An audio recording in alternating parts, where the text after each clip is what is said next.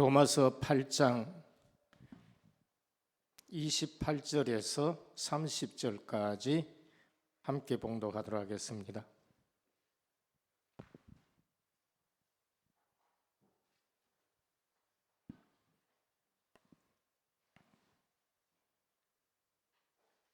같이 봉독합니다.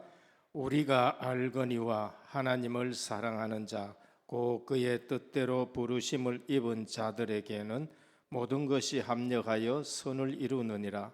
하나님이 미리 아신 자들을 또한 그 아들의 형상을 본받게 하기 위하여 미리 정하셨으니 이는 그로 많은 형제 중에서 맏아들이 되게 하려 하심이라.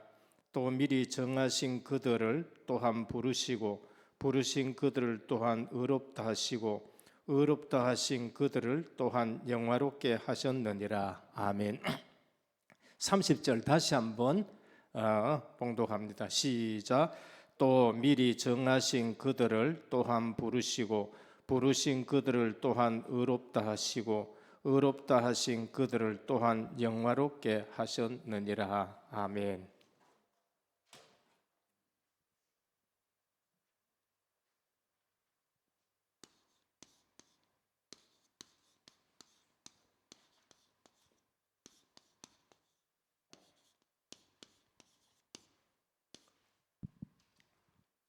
네, 지금 성도들의 문제가 저는 뭐라고 보느냐 하면은 구원에 대해서 잘 모르고 있다. 저는 그렇게 지금 생각합니다. 그 이유는 지난번에도 말씀드렸지만은 여러 가지 이유가 많이 있습니다. 제가 가만히 봤었을 때에 저도 뭐 옛날에 그런 부분이 있었습니다만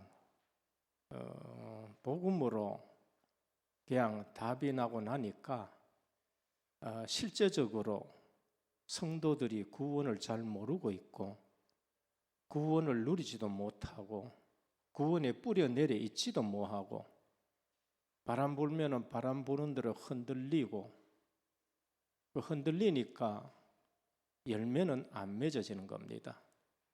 그래서 기본을 세우자 하면서 제가 처음에 우리가 믿는 하나님은 누군가,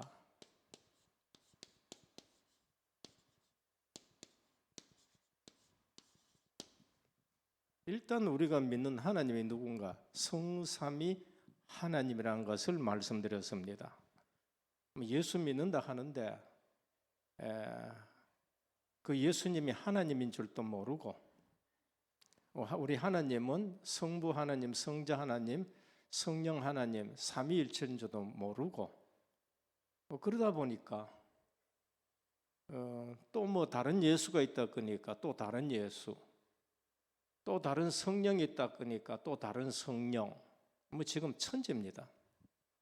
그래서 우리가 믿는 하나님은 성삼위일체 하나님이라는 것을 확실하게 알고 믿어야 됩니다. 그래서 찬송가 1장에서 9장까지 예배 때 임내송이라든지 우리 예배 때 처음 하나님 앞에 찬양할 때 첫 찬양 드릴 때에 찬양이 뭔가? 그냥 하나님이 아니에요. 성부 하나님 찬양하고 성자 하나님 찬양하고 성령 하나님을 찬양합니다. 성삼위 하나님 1장에서 9장까지는 계속 성삼위 하나님을 찬양하는 겁니다. 그런데 그 성삼위 하나님이 어떻게 우리를 구원하셨느냐? 그런 말씀드렸는 거예요. 구원 사역과 성삼위 하나님은 어떻게 했냐? 성부 하나님은 오늘 말씀대로 미리 아신 자들 선택을 먼저 하신 겁니다. 이미 우리 인간이 하나님의 형상대로 지어 놓으면은 자유의지를 주면은 어떻게 할 것인지를 미리 다 아시고 미리 선택된 자들이 있습니다. 선택하십니다. 성자 하나님은 이 선택된 우리를 구원하시기 위해서 어떻게 하냐 하면은 구원을 이루십니다. 오셔가지고 구원을 이루어 놓으셔요. 그게 십자가 부활 사건입니다. 그리고 성령 하나님은 어떻게 하시느냐?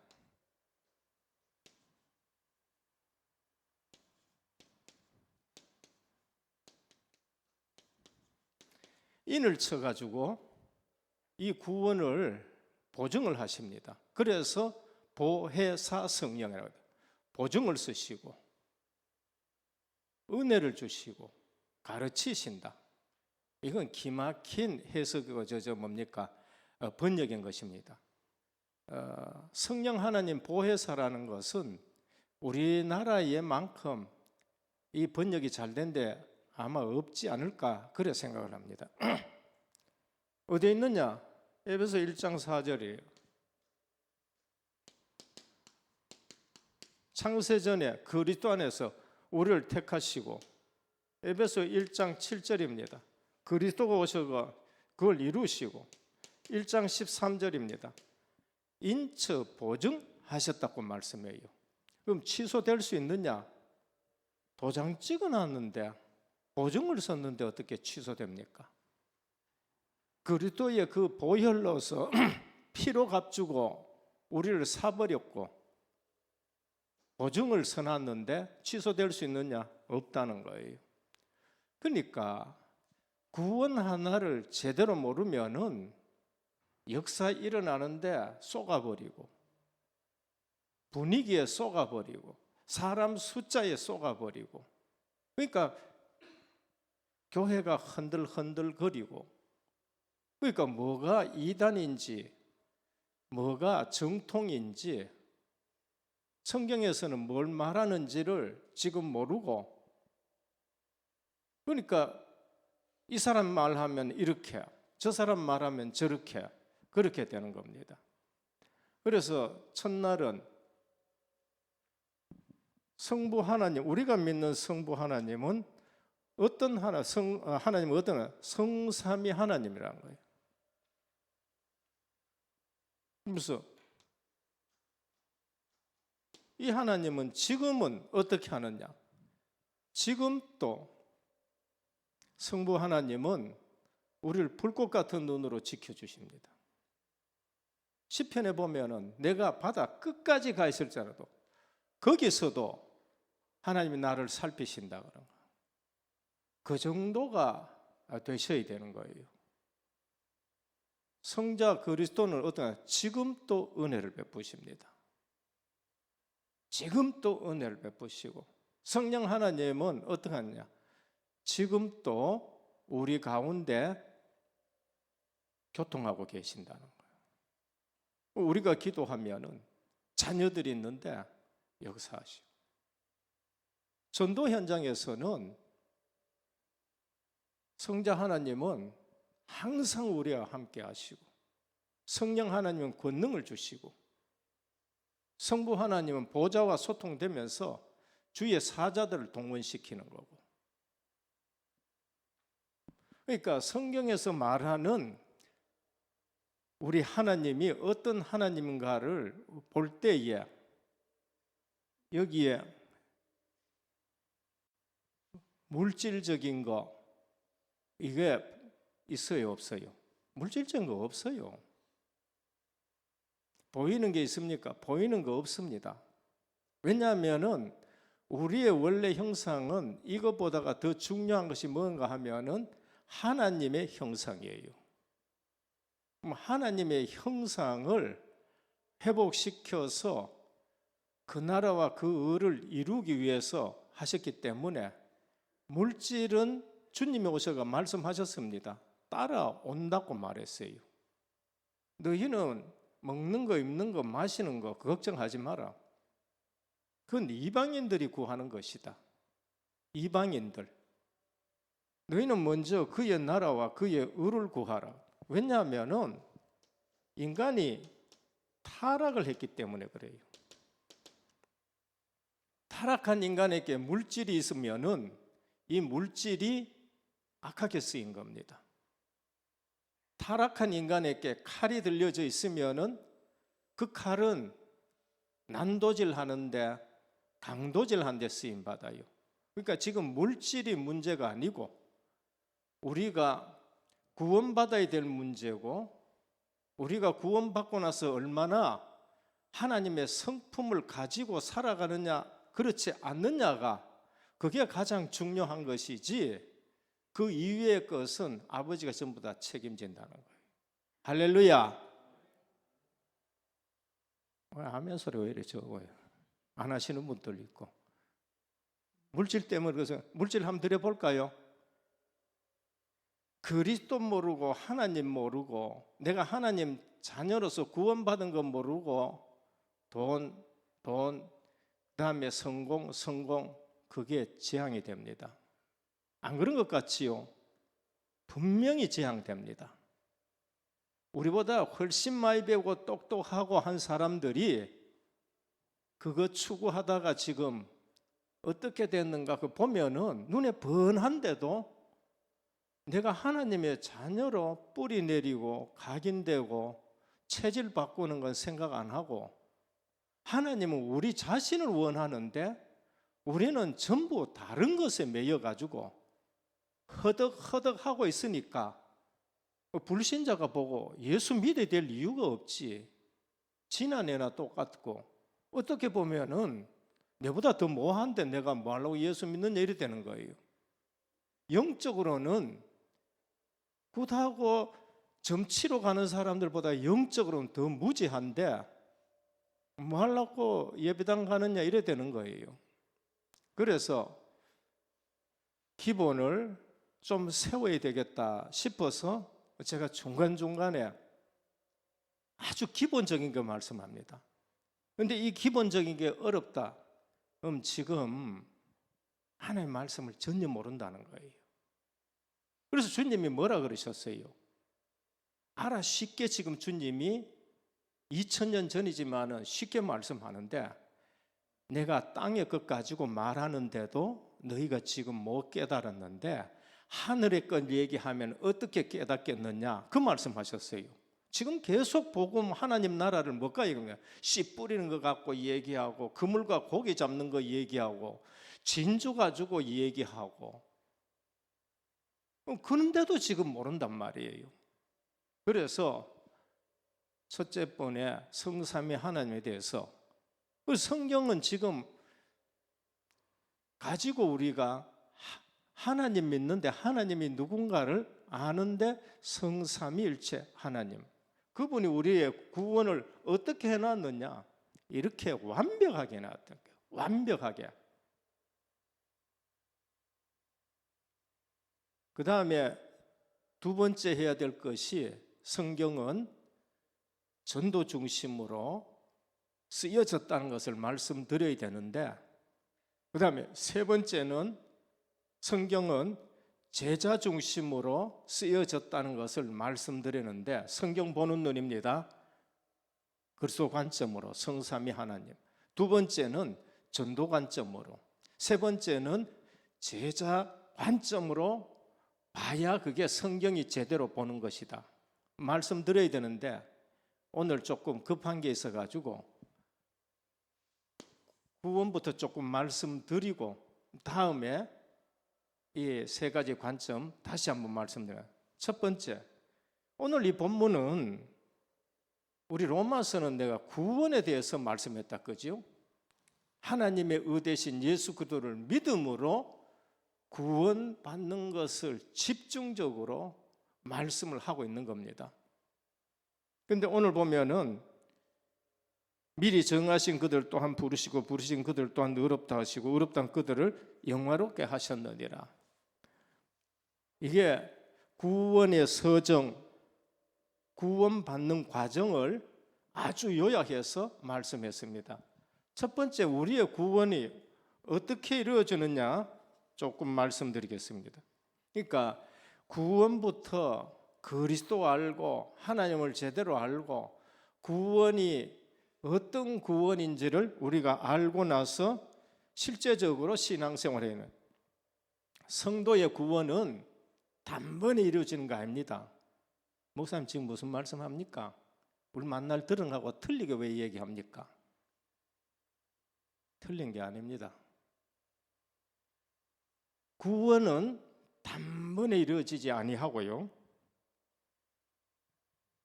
완성되어 가는 구원도 있습니다. 그게 오순절이에요.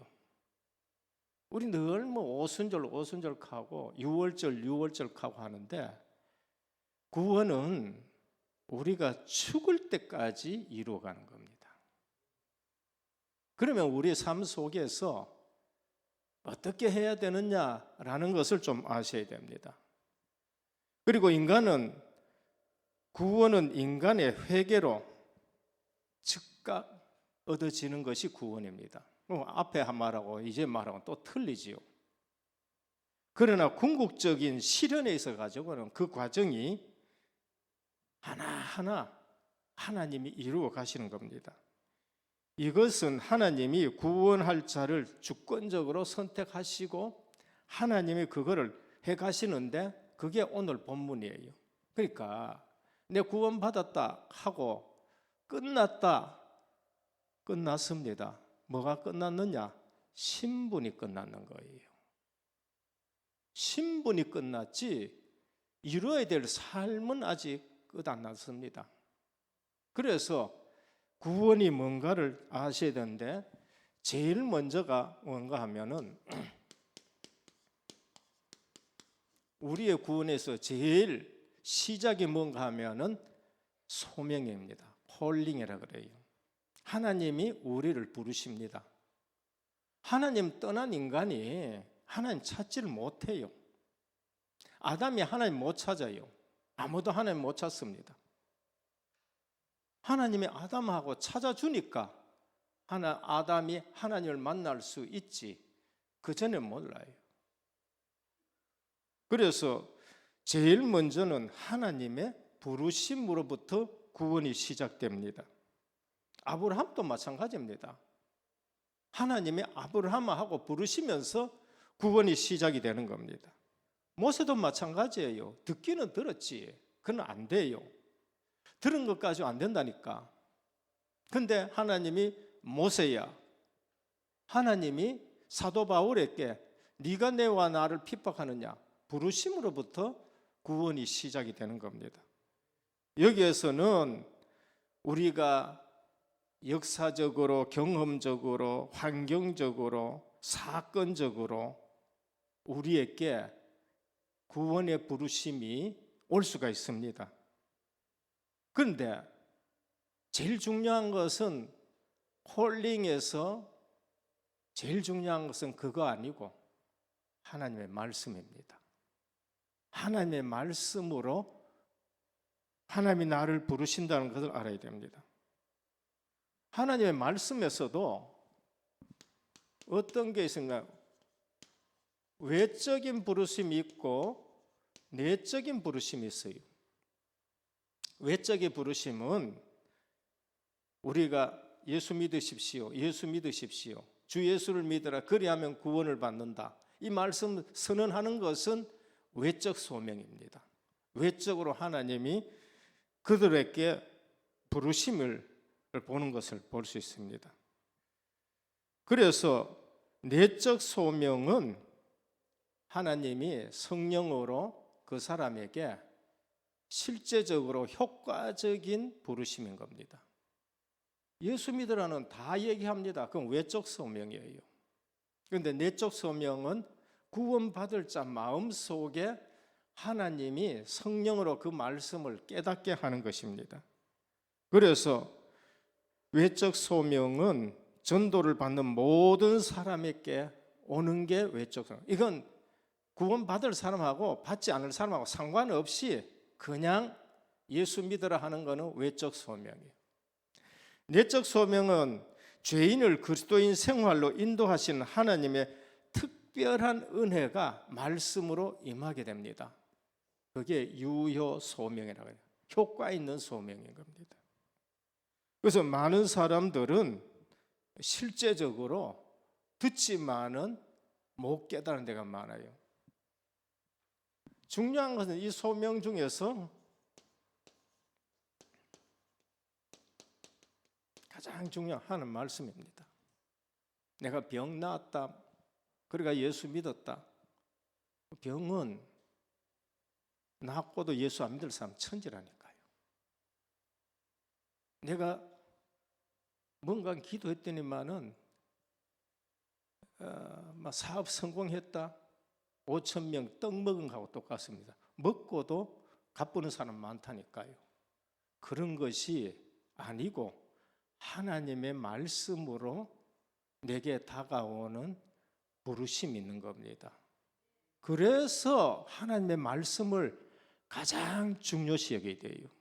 신앙생활한데 그거 없이 그냥 교회 와가지고 예배 드리는데 뭐 분위기 보고 이 교회 분위기가 어떤 느낌이, 그다음 저 장로님이 지금 어떠니, 내한테 잘해주느니 못해주느니, 내가 300명 되는 여러분 내가 어떻게 다 잘해줍니까? 난 절대 그렇게 못해요.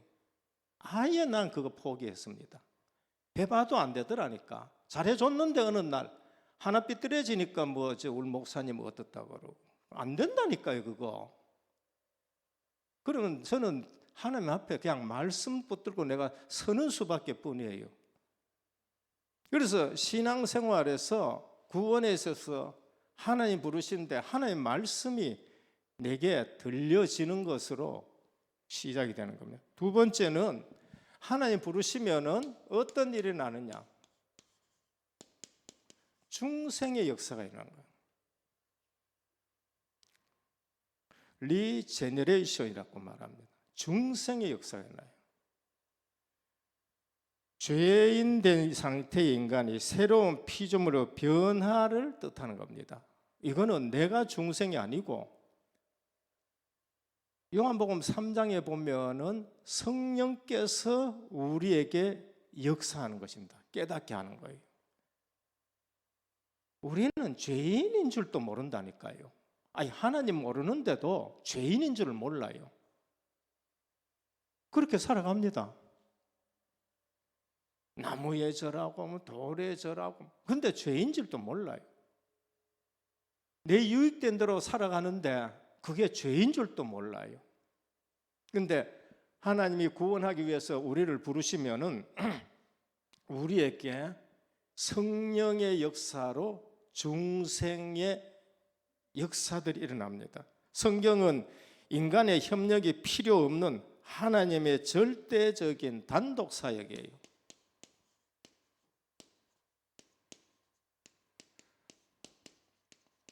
이건 내가 하는 거 아닙니다. 죽은 인생 영혼이 어떻게 자기가 살아나고 하는 거면 아니에요. 하나님의 단독 사역입니다. 니고데모 이거 전혀 몰랐어요.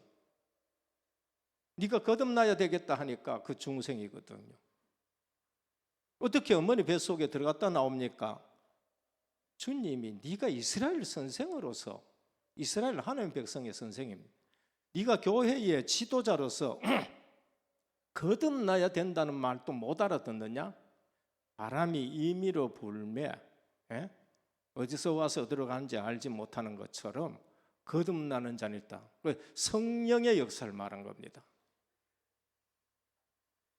인간은 의지로 거부할 수 없는 항구적인 효력을 가졌네요. 이게 하나님 단독 사역인데 항구적입니다. 이거는 인간의 의지로 거부할 수 없습니다. 바울이 거부할 수 있었습니까? 없어요.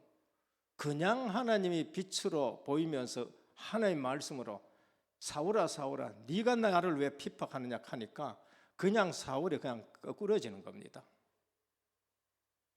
이게 중생 리제너레이션입니다. 새롭게 그걸 거부할 수 있는 여러분 유튜브에 들어가가지고 이런 사람 얼마나 많은지 모릅니다. 예수 믿는 거 핍박하고 그 다음에 깡패고 지금 또 김익두 목사님처럼 깡패고 어느 집안에 보니까 저는 다 듣지도 못합니다. 다 듣지도 못하는데 조폭 형님이 도둑질하는 동생 보고 니 교회 안 가면 죽인다 그러면서 이렇게 희한한 일도 다 있다니까요. 이게 뭔가 하면은 하나님이 역사하는 중생이라니까요. 제발 구원이 뭔지를 좀, 구원받은 사람 얘기 좀 들으시길 바랍니다. 그러니까 하나님의 역사로 이거 내가 예수 믿어야 되겠다 하고 성령께서 역사하는 것이 그게 중생인 겁니다. 그러면 어떤 일이 났냐?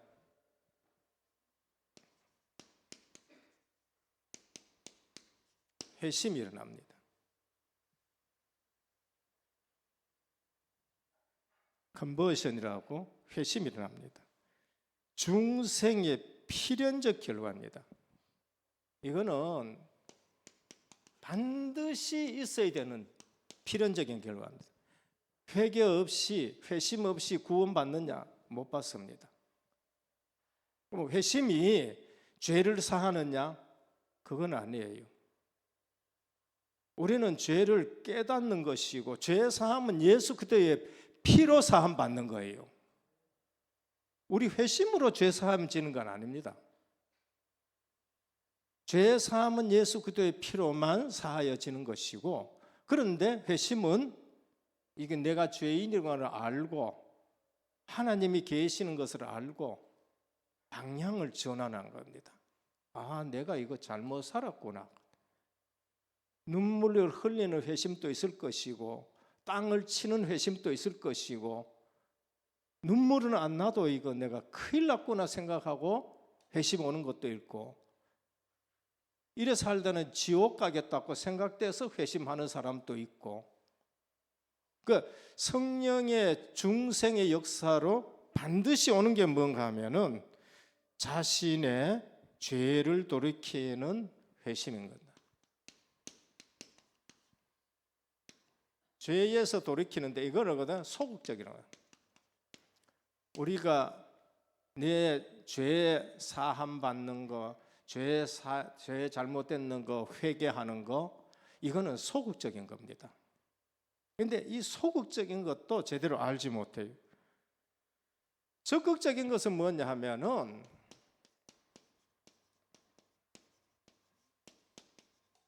삶 전체를 드린 겁니다. 아, 내 삶이 하나님 나라를 위해서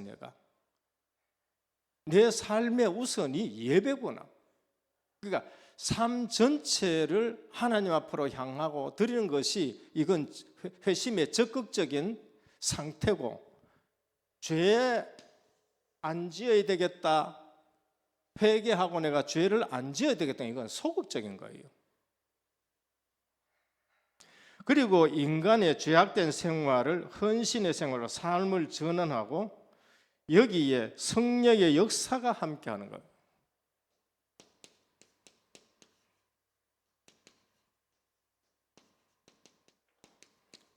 회심에도 누가 역사하셔야 되느냐? 성령의 역사가 함께하는 겁니다. 그런데 구원 잘못 아는 사람은 어떻게 하냐면, 내 하고 싶은 대로 하고 나중에 회개하면 된다. 그건 구원을 굉장히 모르는 사람입니다. 이 회심이 내가 하고 싶다고 되는 회심이 아니에요. 저는 그렇더라고요. 회개하려고 앉아있다고 해서 내가 회개되는, 속 시원한 회개가 없어요. 누가 역사할 때 그러냐? 성령께서 깨닫고 회개시키면은요, 눈물 안 날라 해도 눈물 나요. 그러니까 아까처럼 그런 생각 가지고 있는 사람은 구원이 뭔지를 모르는 겁니다. 내가 나중에 착해가지고 내가 또 열심히 해가지고 그런 걸로 구원받을 수 있는 존재가 아닌 거예요. 창세기 3장 사건이 어떤 사건인지를 전혀 모르고 구원받으려고 하는 사람이에요. 구원이란 것은 하나님이 우리에게 은혜를 베풀어 주지 않으면은 절대 받을 수 없는 게 구원인 겁니다. 이 교회만 자꾸 그런 얘기, 이 교회가 아니에요. 저는 몇 대째 믿어온 사람이고 저는 그냥 한국교회에서 가장 정통적이라는 신학을 한 사람이에요. 이게 회심입니다. 그래서 성도라면 중생의 회심은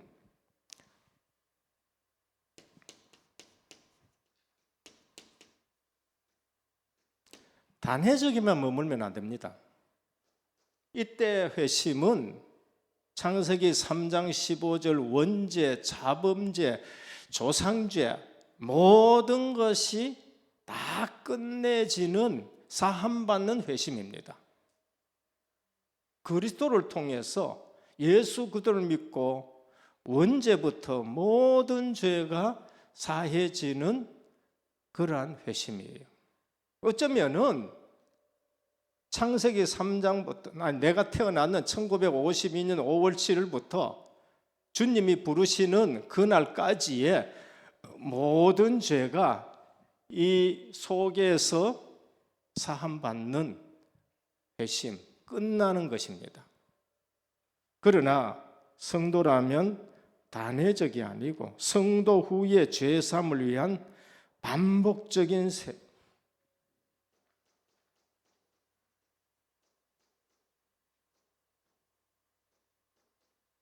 이거는 뭐 반복적인 회심하기보다는 회개라고 하는 게 좋겠지요. 회심은 완전 하나님께로 돌아오고 완전 그리스도께 초점 맞추는 거고, 그러나 그거 하나로서 끝낼 회심이 아니에요. 우리의 구원이라는 것은 뭐예요? 반복적인 거예요. 이번에도 RT에서 오수영 박사님이 회개, 다락방의 회개라는 부분을 썼는데 칼빈 목사님은 회개가 반복적으로 되고 회개가 성화라 그렇게 말합니다. 그래서 이 회심은 한 번 예수 믿으면서 우리가 전환점이 되는 회심이지만은 이 회개는 앞으로도 우리가 잘못한 것을 아는 부분에서 자꾸 회개해야 되는 겁니다. 그래서 성도라면 중생을 통한 당회적인 회개에 머물지 않고 성도가 된 후에 죄사함을 위한 반복적 회개의 생활을 영위해야 된다, 그렇게 말씀합니다. 이러고 나서 나오는 게 뭔가 하면은 신앙입니다. 믿음, 페이트지요. 믿음이에요. 그럼 믿음이 우리가 예수 믿는다 할 때에 어디에 지금 나왔어요? 내가 믿는 게 아니고 하나님이 주시는 선물이라고 말했어요. 사도 바울이 에베소 2장 8절은 뭐니까? 너희가 그 은혜를 인하여 믿음으로 말미암아 구원을 받았나니 이것이 너희에게 난 것이 아니요 하나님의 선물이라 그래요. 그러면은 내가 믿음을 자랑할 수 있습니까? 내 신앙생활 잘한다고, 내 올 설교 잘했다, 내 올 나가 전도 많이 했고, 올 내가 가지고 뭐 해가지고 그 믿음 주신 것을 자랑할 수 있느냐? 하나님이 준 거예요. 그러니까 내가 믿음이 있으면은 정말로 진심으로 하나님 앞에 감사하길 바랍니다. 감사하는 믿음이 되어야 돼요. 어쩌다가 내가 주의 일에 이래 쓰임 받겠느냐, 받을 수 있느냐, 아니 어쩌다가 내가 이 목사가 됐고 은혜교회 담임이 됐느냐, 이게 감사와 감격이 되어줘야지요. 그 사람이 넘어지고 자빠지고 할 수 있습니까? 없어요. 그거는요. 어찌 나를 불러가지고 장로로 세워줬느냐, 이래 돼야 되는 거예요. 그럼 다른 사람은 안 하고 내만 하고, 그 벌써 아직까지 구원이 뭔지를, 우리 사람이니까 그럴 수 있겠지요. 나는 이래 열심히 하고, 난 만날 나가지고 밥해야 되고, 저 빙글빙글 끓이고 돌아다니고 막 하지도 않고, 사람이라고 그럴 수 있겠지요. 그럼 반대로 생각하면은 내가 왜 하다가 이렇게 주님 앞에 충성하고 헌신할 수 있게 됐느냐, 이제 이래 되는 겁니다. 그래서 신앙은 언제 오느냐? 이거 거치고 이거 거치고 이거 거쳐서 이게 지금 하나님이 내게 믿음을 주셨네 이러는 거예요. 그래서 로마서 1장 17절 믿음으로 믿음에 이르게 하나니 그래요. 첫 번째 믿음은 하나님이 주시는 믿음이고 두 번째는 그거를 체험하면 이제 내가 진짜 믿는 거 믿음이에요. 하나님이 주시는 믿음을 체험하면은 안 믿을 수가 없는 내 믿음이 자꾸 생깁니다. 아니 한 번 기도했는데 응답 와서 믿음이 생깁니다. 그 다음에 또 기도하게 되고 하나님하고 또 대화하게 되고 그게 하나님이 주시는 진짜 믿음입니다. 그런데 어쩌다가 내가 한번 해보자 신앙생활 내가 한번 해보자 해보이 돼요. 하나님 그래 마 해봐라 대부분 그런 신앙생활 하다가 예수 믿어도 뭐 별 적어 없네 이제 이래 가지고는 시험 되는 겁니다. 그래서 구원의 출발입니다.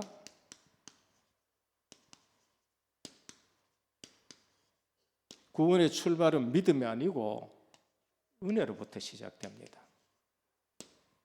내가 구원받는 것은 출발, 시작이 하나님의 은혜로 시작이 돼요.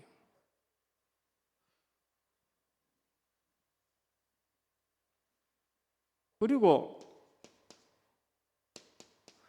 구원의 수단, 다시 말하면 방법입니다. 방법이 뭐냐? 하나님이 주신 믿음이에요. 이건 방법이에요, 방법. 하나님이 우리를 구원시키기 위해서 행위로 안 돼서 믿음이라는 수단을 준 겁니다. 이해 못하면 신학해도 학교에서 우리 RT에서 다니면 성경고사 한 번씩 치거든요. 한 번씩 치는데 제법 똑똑해요. 똑똑한데 무슨 문제냐? 구원의 수단이 뭔가라고 떡 나와. 그러니까 내보다 훨씬 똑똑한데 형, 이 구원의 수단이 뭔데? 구원의 수단이 뭔데? 그래. 믿음 아니고 믿음은 구원의 수단입니다. 아무것도 할 수 없어서 믿음 주신 줄 믿으셔야 되는 겁니다. 아무것도 할 수 없어요. 우리가 구원 얻는 데는 아무것도 할 수 없어요. 뭘 한다 해가지고 구원 얻을 수 없어요. 그래서 행위도 안 되고 윤리 도덕적으로도 안 돼서 믿음 주시다. 그러니까 믿음이 뭔지를 아셔야 됩니다. 그래서 사람이 마음으로 믿어 의에 이르고 입으로 시인해서 구원에 이르니라. 뭘 해서 안 된다는 거예요. 그게 지금 로마서 1장 17절이고 로마서 10장 10절입니다. 그러면은 하나님은 어떻게 하느냐?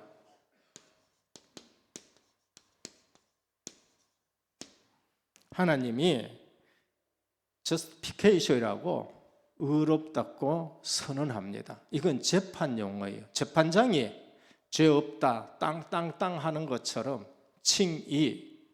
로마서는 하나님의 예수 그리스도 믿었으니까 너는 죄 없다 하고 선언하는 것이 칭인 것입니다. 그래서 의인으로 선언하는 하나님 재판장의 행위입니다. 선언입니다. 재판이에요. 재판 용어입니다. 그래서 이거는 선언인 거예요. 죄 없다고. 여기에서 뭐가 됐냐면 과거, 현재, 미래 모든 죄에서 해방이에요. 과거, 현재, 미래 모든 죄에서 해방돼 봅니다. 그럼 여기서 이제 구원을 잘 모르는 사람들은 뭐 하냐? 과거도 끝났고 현재도 끝났고 미래 죄도 끝났구나. 그럼 내가 죄 지어도 뭐 예수 그리스도 안에 다 끝났다.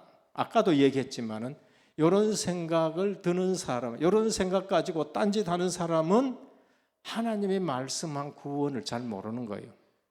그게 누구냐? 이단이에요. 그 초기 기독교회에서 1세기, 2세기에 주님이 가시고 사도들과 속사도들이 교회를 세울 때에 영지주의, 헬라의 영지주의들이 들어왔어요. 들어와서 그 기독교하고 굉장히 비슷합니다. 영은 선하다. 영적 세계는 선하다. 그 다음에 물질 세계는 악하다. 이래 되는 겁니다. 그래서 우리가 영적 세계의 지식을 많이 아는 자는 구원을 얻게 된다. 그래서 새로운 지식, 성경에도 새로운 지식 하면서 더 많이 알 수 있어야 되겠죠. 그게 믿음으로 구원받는 게 아니라는 걸로 나가는 거예요. 근데 우리 육신은 악하니까 원래 그러니까 어쩔 수 없이 그냥 사는 거다. 그래서 쾌락주의로 가는 거예요. 쾌락주의로. 그게 1세기, 2세기의 영지주의인데 핍박보다가 기독교의 더 큰 위협적인 존재. 1, 2세기에 가장 기독교의 위협이 뭐냐? 핍박이 아니에요. 영지주의라는 것 때문에. 영지주의. 자칫 잘못하면 기독교가 그냥 무너질 판 되는 겁니다. 그래서 칭의는 과거, 현재, 미래 신분상으로 우리가 하나님의 자녀됐기 때문에 선언하시는 것입니다. 그래서 오늘 우리는 현재의 칭의는 영원한 칭의에 선행하는 예비적인 성격이에요. 이거는 미래 우리가 구원받은데 예비적인 성격의 선언인 겁니다. 신분상이에요. 신분상으로 하나님의 자녀가 됐고 의롭게 된 것이지 우리가 죄 안 짓는다는 것은 아닙니다. 그러니까 아까 뭐라 했죠? 우리는 반복적인 회개가 따라줘야 우리가 어떻게 되느냐? 성화가 되는 것이고 신의 성품으로 닮아가는 것이고, 그래서 사도 바울이 말하는 예수 그리스도의 장성한 분량까지 잘할지어다라고 자꾸 말씀해요. 너희의 구원을 떨림으로 이루라고 말씀하는 것은 그처럼 우리가 잘못된 거 있으면은 하나님 앞에 회개하고 그러면서 하나님 자녀답게 우리의 지위와 위상을 하나님의 자녀답게 자꾸 높여가야 되는 것이지, 다 끝났다는 것 가지고 자꾸 죄 짓는데 사용을 하고 거기다가 뭐라 그럴까 합리화하고, 그건 지금 구원을 지금 잘못하고 있는 거예요. 그래서 현재에 우리가 의롭다함 받은 것은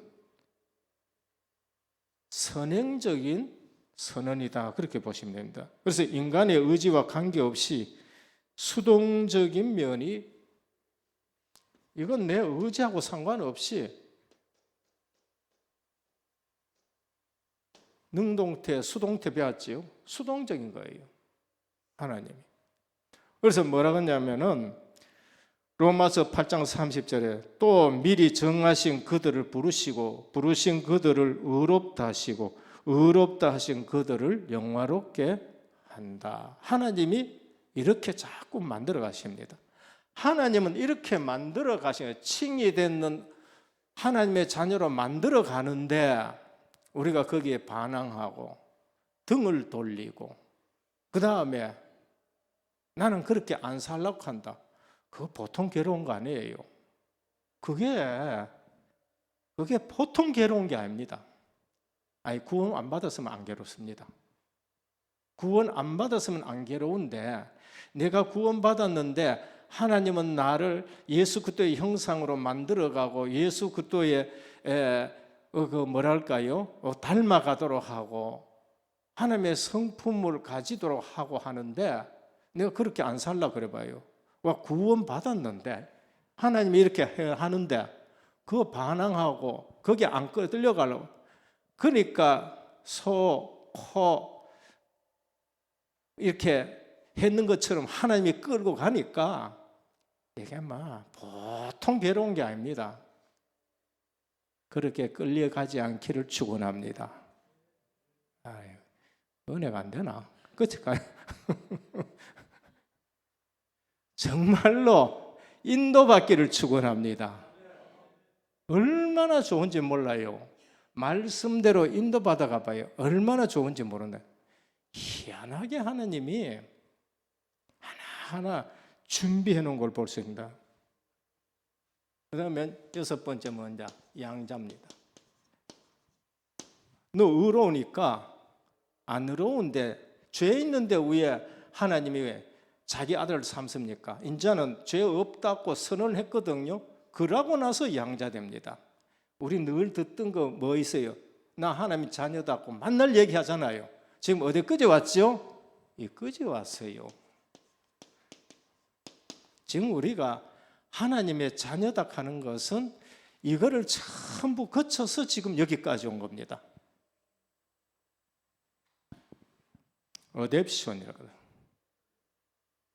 하나님의 자녀로서 법적 지위를 얻은 것입니다. 저지난주에 그리스도인의 지위, 자녀예요, 자녀. 그러면 위상은 대단한 겁니다. 근데 뭐 하나도 안 가진 것처럼 그렇게 살아가려고 그러니까 참 사단이 보니까 사단이 헷갈리는 거예요. 사단이 헷갈려.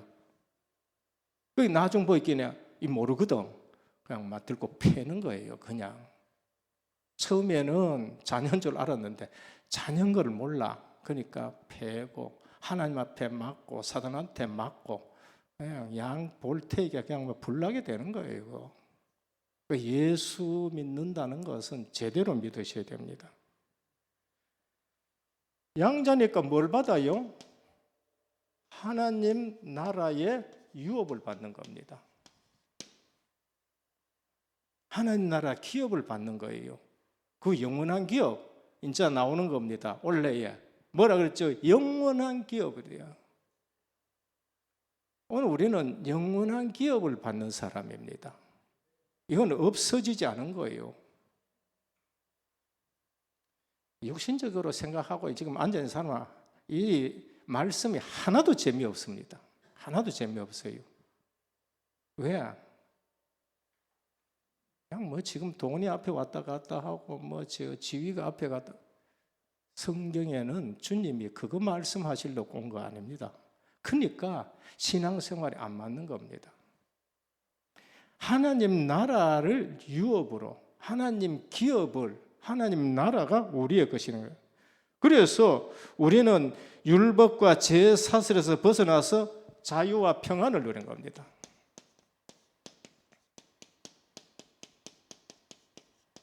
주님이 뭐라고 해요? 내가 주는 평안은 세상이 주는 거하고 다르다 그랬습니다. 로또 5억 받은 거하고 내가 구원받은 거하고 달라야 돼요. 달라야 됩니다. 내가 장로 안수 받는 거하고 회사에서 과장 올라가는 거하고 다른 거예요. 그거. 그런 거를 모르고 신앙생활하면 안 됩니다. 정말 다른 겁니다. 그래서 우리는 자유합니다. 자유예요. 그래서 사도 바울은 모든 것이 가하나 그 자유예요. 모든 것이 가하나 모든 것이 덕을 세우는 것이 아니요. 모든 것이 가하나 모든 것이 유익한 것이 아니다. 그래서 신앙생활에서 우리는 자유함을 누려야 돼요. 근데 그 자유함을 어디까지 누려야 되느냐?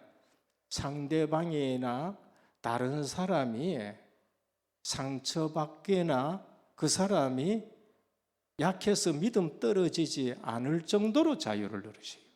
그래 누려도 시큰 누립니다.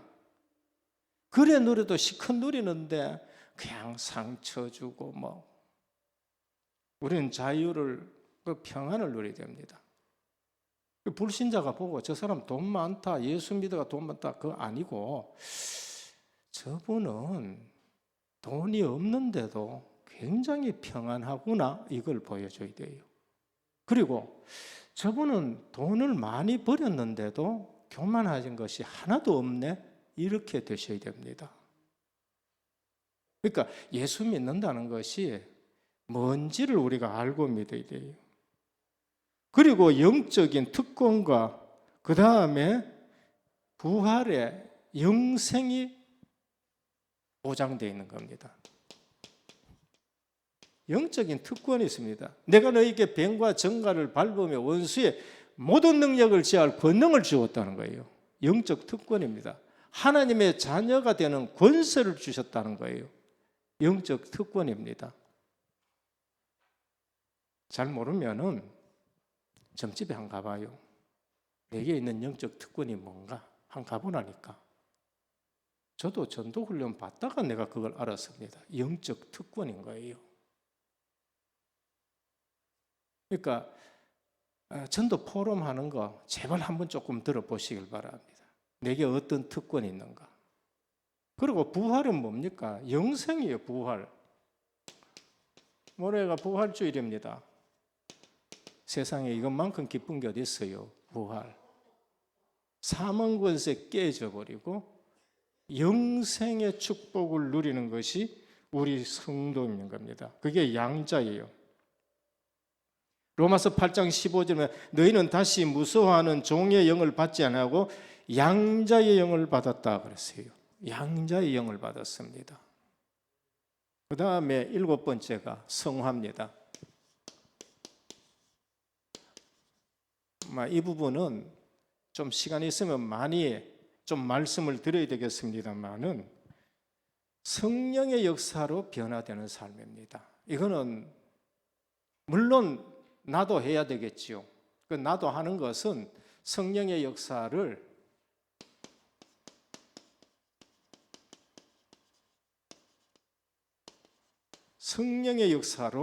내가 바뀌어가는 겁니다. 어쩌면은 구원 전체는 불가항력적인 은혜입니다. 성화는 근본적으로 하나님의 공작이고 하나님의 사역이다. 이거는 하나님의 사역입니다. 저 인간 왜 안 바뀌느냐? 여러분들이 잔소리가 절대 안 바뀝니다. 저 목회하면 목회할수록 내가 잔소리를 안 해도 되겠다는 생각입니다. 하나님의 말씀만 필요하지 딴 얘기해서는 안 되겠다. 이 사람 바뀌는 거는 하나님의 역사입니다. 하나님의 역사로 바뀌지 딴 말하면 안 돼요. 그리스도와 생명적 연합의 과실인 겁니다. 이거는 열매로 자꾸 나타나는 겁니다.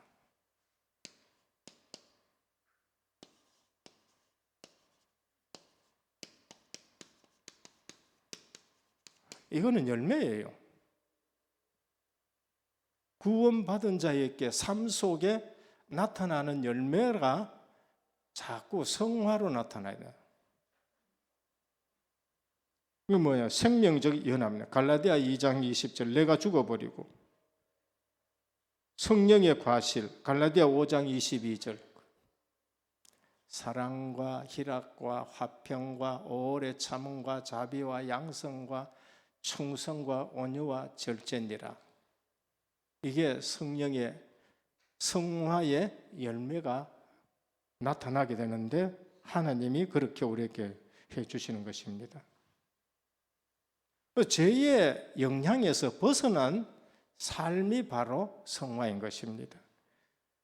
그런데 실망되기도 하고 또 어떤 분은 또 희망이 될 수도 있는 말씀을 드리겠습니다. 육신의 성화는 이 땅에서 절대 완벽한 거 없습니다. 그러니까 아내 너무 기대하지 말고 남편 너무 기대하지 말고 내 수치대로 생각하지 마. 자녀 너무 기대하지 마. 육신의 성화는 언제 완성되느냐? 부활 때 완성돼요. 그때 완성됩니다. 영의 성화는 언제 되느냐? 우리가 죽을 때에 영의 성화가 완성됩니다. 그래서 항상 말씀을 듣고 어제보다는 오늘, 오늘보다는 내일 어떤 면에서는 성화가 이끄지 와 있다가 이래 살다가 더 퇴보할 때도 있습니다. 더 퇴보. 그때 낙심하지 말아요. 내 자신도 낙심하지 말고, 또 자녀들 보고도 낙심하지 말고, 성도들도 보고 낙심하지 말고. 그래서 우리의 육신의 성화는 주님처럼 부활할 때에 완전 성화되고, 그리고 우리의 영혼은 죽으면은 바로 성화에 들어가게 되는 것입니다. 그래서 성도는 죄성에서 벗어나 새로운 피조물로 변화를 받아 내적인 변화뿐만이 아니라 전인적인 그러한 성숙을 위해서 하나님의 요구하심에 우리가 반응을 해야 돼요.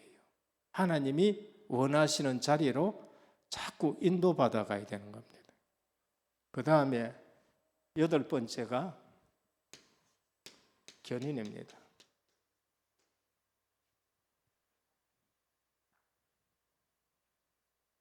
퍼서버런스라고 이렇게 말씀하는데, 이건 뭔가 하면 한 번 하나님의 부르심을 받아 중생의 은혜를 받은 자들은 자발적인 노력이 요구되는 성화의 과정에서 퇴보하거나 방황하는 경우에서도 구원받은 자의 지위를 잃어버리지 않는다, 이겁니다.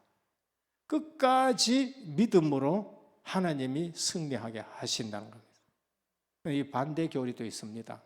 알기는 아셔야 되는데, 이거는 하나님의 절대 주권을 믿는 사람들에게 확신하는 교리입니다. 그러나 이거 반대로도 있어요. 아니다. 한번 구원의 은혜를 체험하고도 타락하면은 그거는 본인 책임이고 구원 못 받을 수도 있다. 자, 이런 거는 감리교라든지 또 다른 교파에서도 그렇게 얘기를 합니다. 장점, 단점이 있습니다. 두 가지 다 장점, 단점이 있어요. 우리의 교리는 성도의 견인, 한 번 구원받은 자는 영원히 하나님이 책임지고 구원시키신다. 우리는 성경을 그렇게 보고 성경에는 또 그렇게 되어 있습니다. 왜? 구원 자체는 하나님의 전적인 은혜로 되어지기 때문에, 그리스도의 보혈의 피를 주고 샀는데 그거를 하나님은 헛되지 않게 하기 때문에 우리는 그렇게 믿습니다. 그런데 이걸 잘못 믿어버리면은 방종해도 되네라는 소리로 또 들려서 쏟기 쉽습니다. 그래서 좋은 면이 있는가 하면은 잘못 알아듣는 사람들이 문제인 겁니다. 두 번째, 구원시켜 놨는데 타락했다. 그건 자기 책임이고 구원 취소될 수 있다. 이건 경각심은 돼요. 경각심은 되지만은 내가 잘못했었을 때에 절망하고 일어설 수 있는 부분이 없는 겁니다. 그 단점이 있어요. 그 양쪽에 다 장단점이 있다는 걸 알고 뭐를 위해서만 살아가야 되느냐? 하나님의 영광을 위해서 내가 변화되는 삶을 살아가는데, 저는 성도의 견인이 제게 너무나도 은혜가 되어지고 내 구원에 뿌리 내리고 살아가는데 너무 감사하다는 걸 말씀드립니다. 그 다음에 9번째 견인은 9번째 영화입니다. 이거는 완성된 구원을 말합니다. 완전한 승리와 영화로운 몸으로 영육의 전부 다가 그냥 부활체로 바뀌는 걸 말합니다. 날마다 지속적으로 이루어져야 할 부분이 된 거죠. 그래서 앞서 언급한 소명, 중생, 칭의가 과거적인 사건이다.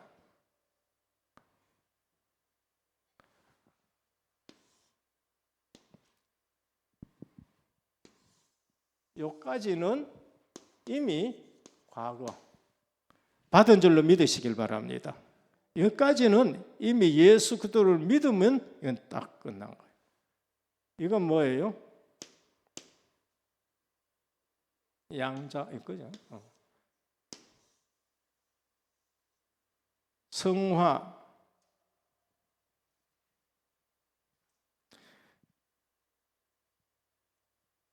이거는 우리가 현재적인 사건이에요. 현재에 내가 지금 감당해야 될 것이 바로 이 부분입니다. 지금 우리에게 가장 중요한 게 뭐예요? 이미 다 받았습니다. 그죠? 양자, 하나님 자녀가 됐어요. 지금 우리가 내가 해야 될 거면 이 부분이에요. 주의 일하는 것도 중요합니다. 전도 선교하는 것도 중요합니다. 근데 하나님은 내가 누구 닮아가기를 원해요? 주님 닮아가기를 원하는 거예요. 너희 구원을 떨림으로 이루라는 거예요. 그게 중요한 거예요. 그래서 제일 중요한 건 뭔가 하면은 내가 지금 변화되어 가고 있느냐, 내가 어느 정도의 단계에 있었느냐, 그것보다도 내가 지금 변화되어 가고 있느냐, 가고 있지 않느냐, 그게 더 중요해요. 내가 어제는 이랬는데 오늘은 변화되어 가고 있느냐, 안 되고. 이거 현재적인 사건. 견인과 성화는, 영화는 뭐예요? 미래적인 사건입니다. 그러면은 절기로 말하면 어떻게 될까요? 이건 6월절이에요. 6월절이에요. 절기로 말하면은 성화는 오순절이에요. 성령이 오셔서 우리를 자꾸 증인으로 자꾸 만들어가는 겁니다. 증인으로 자꾸 만들어가는 거예요. 이거는 뭐예요? 수장절이에요. 완성된 구원이에요. 완성된 구원. 그러니까 성경을 복음 제대로 깨닫고 은혜 받으면은 이게 전부 다가 맞아지는 거 있죠. 전부 다. 성부 선택. 그래서 어떤 교단에서는 이 앞에 뭐가 있냐? 소명 전에 뭐가 있느냐 하면 하나님의 예정이 있습니다. 오늘 미리 아신 자들로 그런 겁니다. 그래서 구원은 은혜로 예정된 사람을 하나님이 어느 날 부르시고 성령께서 그 속에 역사하셔서 거듭나게 하시고 그가 죄인인 것을 깨닫게 해서 회개하고 그 다음에 믿어 의롭다 해서 하나님 자녀로서 이끄지가 구원의 즉각성입니다. 6월절 구원의 즉각성. 그러고 나면 이제 우리는 하나님이 만들어 가시는데 끌려가시길 바랍니다. 끌려가는 건 힘든 거고 응답받아 가시길 바랍니다. 응답받아 가면 돼요. 말씀 따라가는 겁니다. 그리고 뭐예요? 이건 보장되어 있는 거거든요. 알고 건 천국에 들어간다. 수장절이 배경이라는 거예요. 그러니까 성경은 모든 거예요. 구원과 전도와 그것을 위한 제자로 전부 구성이 되어 있습니다. 우리 중직자분들 그냥 직분이 명예와 권세 휘두르는 것이 아니고 제자 직분이라고 생각하셔야 돼요. 제자로 쓰임 받는 거. 이거 안 하니까 갈등 오는 거예요. 이거 안 하니까. 그래서 흔히 우리는 구원받았다는 단순한 믿음 하나로 이 땅에서 살아가는 것이 아니라 우리 삶 전체를 놓고 하나님이 하나하나 다듬어 가시는 겁니다. 그리스도를 받도록 다듬어 가시는 거예요. 그러니까 지금 아까 말하는 단회적인 회개가 아니고 반복적인 회개가 어디서 나와야 되지요? 여기서 나와야 되는 거예요. 그래서 오수영 박사님이 그거 썼는 걸 내가 봤는데 우리에게 회개가 없다고 하면은 안 되고 오직 유일성, 재창조 이걸 생각하면서 삶 오늘 말씀, 기도, 전도 이 앞에서 우리가 날마다 뭐 해야 돼? 이렇게 돼야 되는. 칼빈 목사님은 회개가 없는 구원은 없다. 없다라고 말씀했습니다. 그리고 또 다른 교단의 한 군데서는 아까 했죠, 예정 들어가지만 여기에 뭐가 들어가요? 안식이 들어갑니다. 안식은 뭐예요? 죽음인 것.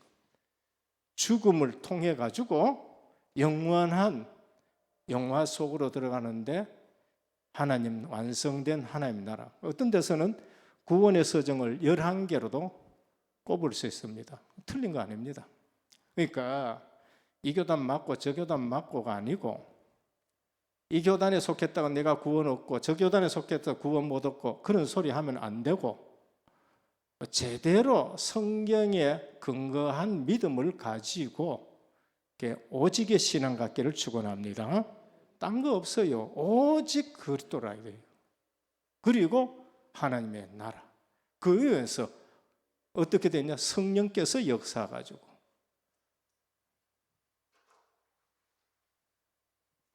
알아듣고 못 알아듣고는 여러분 몫입니다. 저는 기도하면서 말씀을 전했으니까 목사님 핑계 대지 말고 교단 핑계 대지 말고 오직 그리스도 오직 하나님 오직 성령 충만 가지고 흔들리지 말고 가정 세우고 교회 세우고 전도자로 살아가다가 순례자로 살아가다가 정복자 되기를 주님의 축원합니다.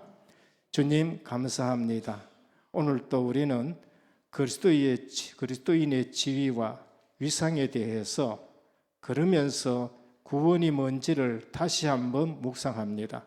미리 정하신 그들을 부르시고 부르신 그들을 의롭다 하시고 의롭다 하신 그들을 영화롭게 해 가시는데 말씀을 붙들고 깊은 묵상하면서 사실적으로 은혜 받고 전도자로 살아가는 저희들 되게 하옵소서. 중직자 훈련을 통해서 기본이 든든히 세워져서 흔들리거나 바람에 쓸려가나 그런 일들이 없도록 오직 주님만 바라보고 구원받은 자의 축복이 뭔지를 온전히 누리는 저희들 되게 하옵소서. 모든 문제 해결하신 우리 주 예수 그리스도의 크신 은혜와 하나님 아버지의 무한하신 사랑하심과 성령의 감화 감동 내주 충만하신 역사가 구원의 서정인 언약의 여정을 걸어갈 하나님의 사람들 위해 이제부터 영원토록 항상 함께 있을지어다. 아멘.